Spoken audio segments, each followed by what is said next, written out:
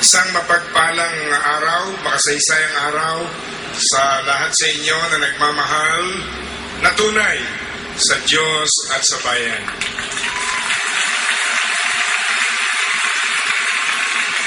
Sa pangalan po ng Jesus Lord Worldwide Movement at ng Bangon Pilipinas, ay buong pusong binabati namin ang natatanging movement for the kingdom of God in our country and in this world, ang Kingdom of Jesus Christ, the name that is above every name.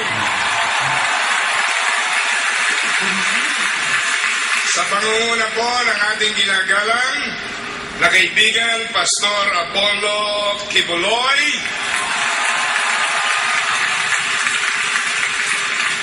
at sa lahat po ng mga pastors, workers, members, congratulations sa inyong Thanksgiving Worship Presentation Day.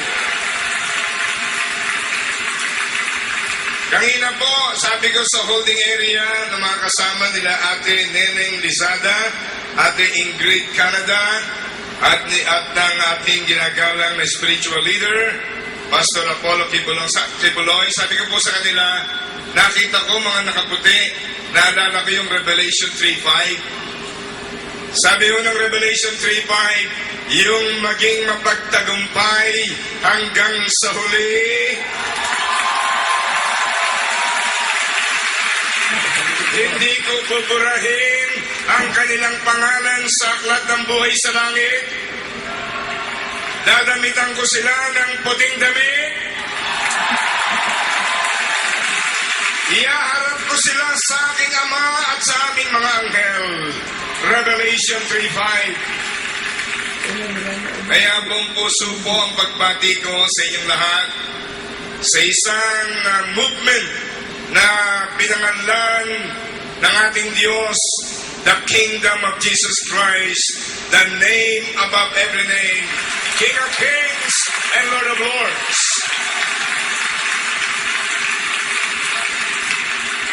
Ako po'y nakumbida ng isang common friend ni Dr. John Loquias, ang President ng Baptist Philippines na kaibigan ni Pastor Apollo Kibuloy, just few weeks ago.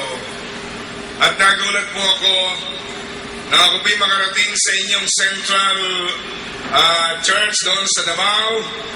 Ako'y namangha sapagkat para bang talaga hong inihanda ng Diyos yung lugar na yon. At naintindihan ko ang pangarap ninyo. Naintindihan ko ang pangarap ninyo na ang bagong Jerusalem ay maitatag sa Davao.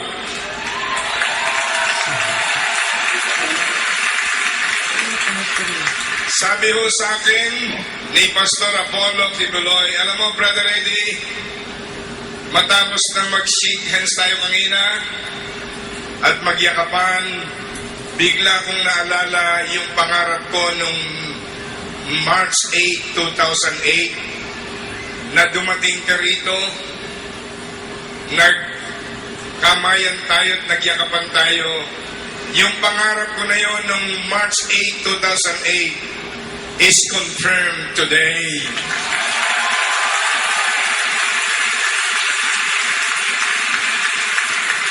Salamat sa maapoy, hindi maligamgam, maapoy na pagtanggap ng inyong spiritual leader sa inyong abang lingkod.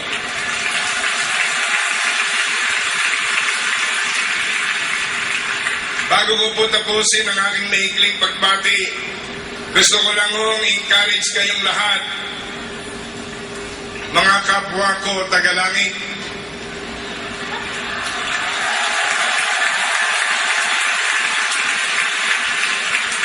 Ang sabi po ng pangalan ng inyong ministry, the Kingdom of Jesus Christ. Naalala ko po yung sinabi ng Muslim brother natin kanina, kinote niya yung model prayer ni Jesus, Our Father who art in heaven, hallowed be thy name, thy kingdom come, thy will be done on earth as it is in heaven. Ano po ang relasyon nito sa darating na eleksyon? Narito kaming mga kandidato hindi para mangampanya. Narito kami upang magsabi ng amen sa inyong misyon.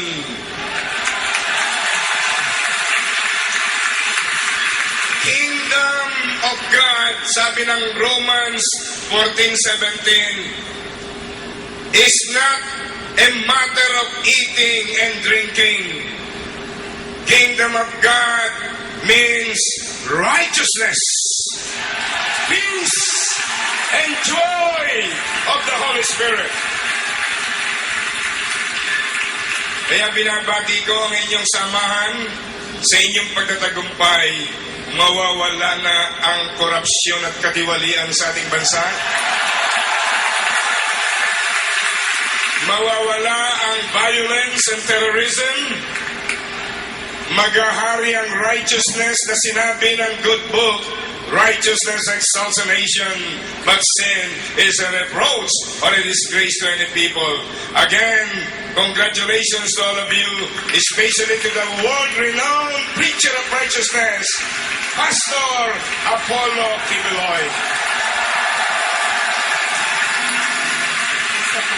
Thank you so much, Brother Eddie. We know that last year we also gathered as one, and the appointed Son has declared the year 2009 as the year of healing, reconciliation, and forgiveness. And that has been fulfilled in our midst. And so this afternoon, we will be